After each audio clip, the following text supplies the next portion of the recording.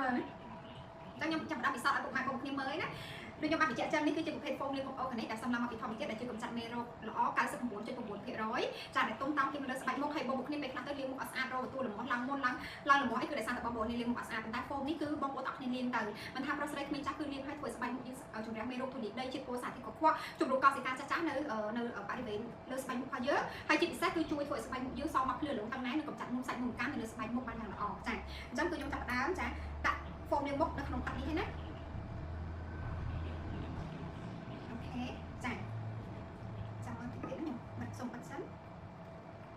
ចាំមើលទឹក foam លាងមុខខ្ញុំទៅជាពណ៌អី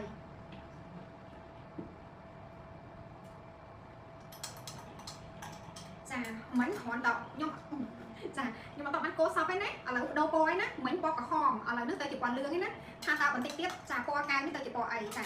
មិញលឿងបានប៉ុន្មានភាគរយអីបងប្អូនគ្នាឥឡូវទៅជាពណ៌លឿងស្រាលខ្លាំងមែនតើចាកោតិចទៀតចាំមើលទៅជាពណ៌អីអូខេចាអត់មានលេខស៊ីណាប៉ិតប្រកប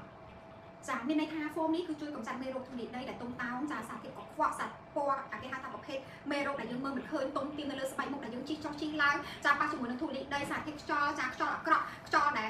ធ្វើឲ្យស្បែកមុខយើងមានបញ្ហាស្ងួតបញ្ហាឡើងមុនឡើងរោឡើងទទួលរបស់ហ្នឹងបងប្អូនគ្នាលាងជាមួយនឹង foam organic នេះគឺធានាចូលនៅពេលដែលបងប្អូនលាងហើយគឺនឹងធ្វើឲ្យសភាពស្បែកមុខរបស់យើងគឺម៉ត់ភ្លឺថ្លាត្រជាក់ស្បែកមុខជាពិសេសគឺធ្វើឲ្យស្បែកមុខយើងការពារពីមេរោគពីធូលីដីនិងកាត់បន្ថយអ្នកដែលគាត់មានបញ្ហាឡើងមុនឡើងរោឡើងទទួលរបស់អញ្ចឹងបងប្អូនគ្នាអាចលាងជាមួយនឹងប្រភេទ foam លាងមុខនេះបានដោយសុវត្ថិភាពដូចខ្ញុំបានបញ្ជាក់ចឹងកូនក្មេងចាប់ពី2ឆ្នាំឡើងទៅគឺប្រើ foam organic នេះបានណា foam ដែលផ្សំឡើងមកពីធម្មជាតិគេហៅថា foam ធម្មជាតិក៏បានដែរអញ្ចឹងបងប្អូនឃើញអត់ចាសូម្បីតែទឹកពណ៌ក្រហមឥឡូវទៅជាទឹកយើងទៅជាប្រែទៅជាពណ៌សស្គូសហ្មងមិនសធម្មតាគឺសស្គូសហ្មងចាណាអញ្ចឹងអ្នកទាំងអស់គ្នាគួរតែយកទៅប្រើឬក៏អត់ដល់ការចូលឆ្នាំខ្មែរបងប្អូនគ្នាទៅលេងបាយទឹកទៅលេងប៉ាត់ម្សៅចាជីចុះជីឡើងបែកញើសរោលចាអញ្ចឹងបងប្អូនគ្នាគួរតែប្រើប្រាស់ជាមួយនឹងការលាងសម្អាតស្បែកមុខយកផលិតផលណាដែលជាប្រភេទផលិតផលមានគុណភាពហើយសំខាន់ផលិតផលដែលសុវត្ថិភាពទៅដល់សុខភាពស្បែកមុខហើយនិងសុខភាពយើងខាងក្នុងដូចគ្នាមិនផលិតផលលាងមុខបងប្អូនគ្នាត្រូវដឹងផលិតផលលាងមុខហ្នឹងមិនមែនត្រឹមតែប៉ះពាល់វាមិនប៉ះពាល់ទៅលើមុខទេអាចប៉ះពាល់ដល់សុខភាពយើងទៀតតែបើសិនជាផលិតផលចាមួយនេះគឺខ្ញុំចង់និយាយថាបងប្អូនគ្នាសាសូម្បីតែកូនក្មេងក៏ប្រើបានដែរអញ្ចឹងបងប្អូនទាំងនេះជាវទៅយកទៅប្រើទៅក៏អត់ខុសទេ